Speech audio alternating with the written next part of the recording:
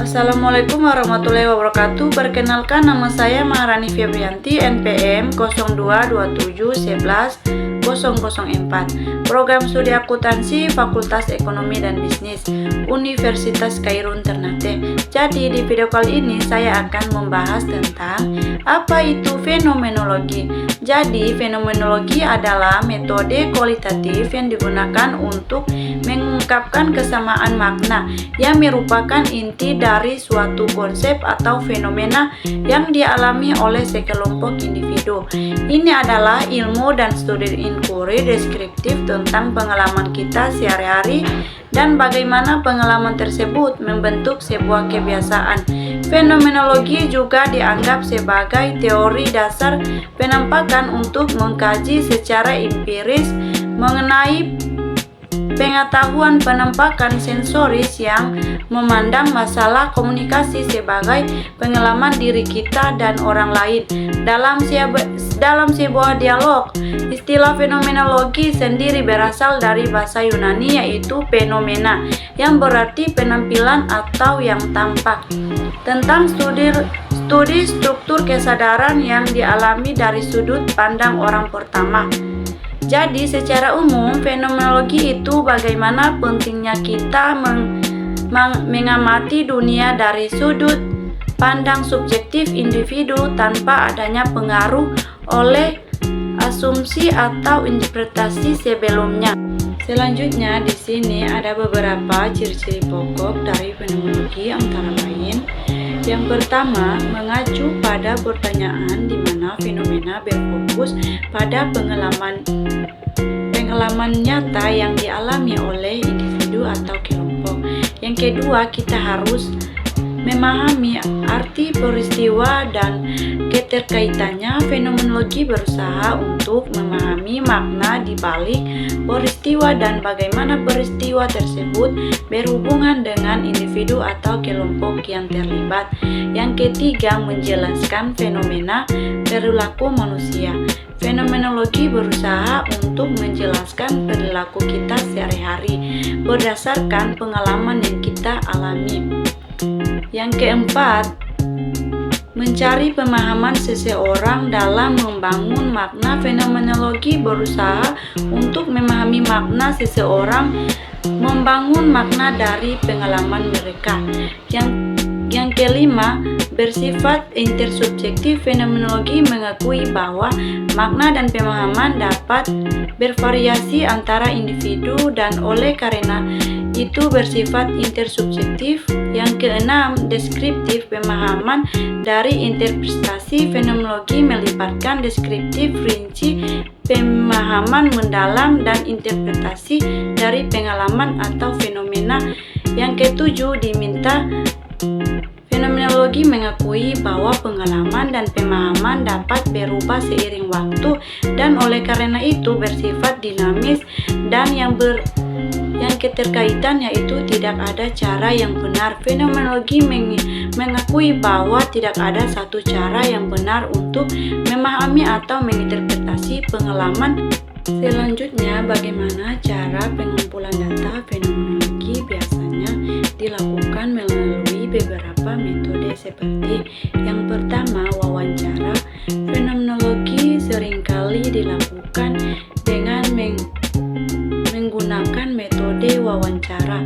Wawancara mendalam atau independent interview biasanya digunakan untuk mendapatkan pemahaman mendalam tentang pengalaman subjek penelitian.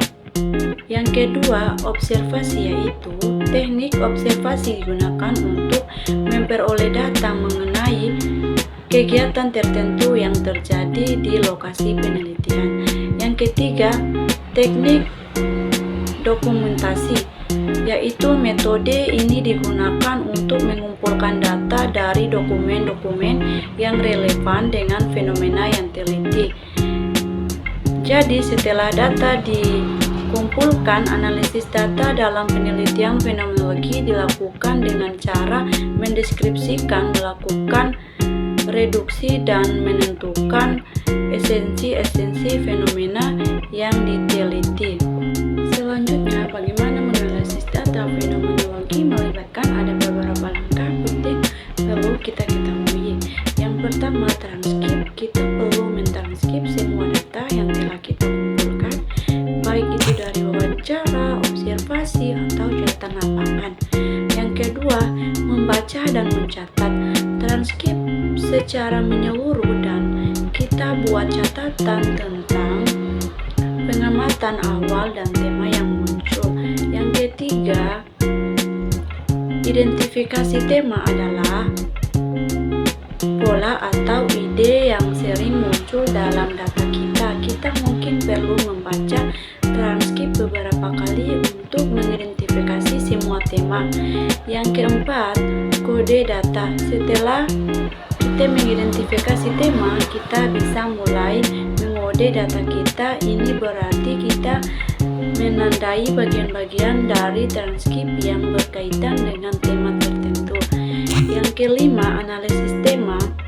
Setelah semua data dikodekan, kita bisa mulai menganalisis tema ini, bisa melibatkan, membandingkan, dan menginterpretasikan tema, mencari hubungan antara tema, atau mencoba memahami makna lebih dalam dari tema. Yang keenam, penyusunan laporan. Akhirnya kita perlu menyusun laporan penelitian kita. Ini harus mencakup deskripsi metode kita, temuan kita, dan interpretasi tersebut. Jadi materi terakhir adalah manfaat fenomenologi, yaitu ada beberapa manfaat. Yang pertama, sebagai metode menemukan sifat makna sekelompok individu. Fenomenologi menjadi penelitian yang mendekati filsafat dan psikologi serta penerapan konsep-konsep upaya filosofil dan psikologis, abstraksi dan refleksi sering dipraktikkan oleh fenomenologi untuk menangkapkan niat informan sebelum kita interaksi menjadi narasi mendalam. Yang kedua, fenomenologi dapat mendeskripsikan dan menggambarkan suatu fenomena secara apa adanya tanpa manipulasi data di dalamnya. Yang ketiga, mempelajari fenomenologi dapat memberikan manfaat dalam membantu memahami fenomenologi yang mencakup secara varian serta penerapannya dalam ilmu komunikasi secara umum. Yang keempat, memahami pengalaman subjektif yang dapat memberikan wawasan yang berharga tentang kehidupan manusia. Sekian, terima kasih. Wassalamualaikum warahmatullahi wabarakatuh.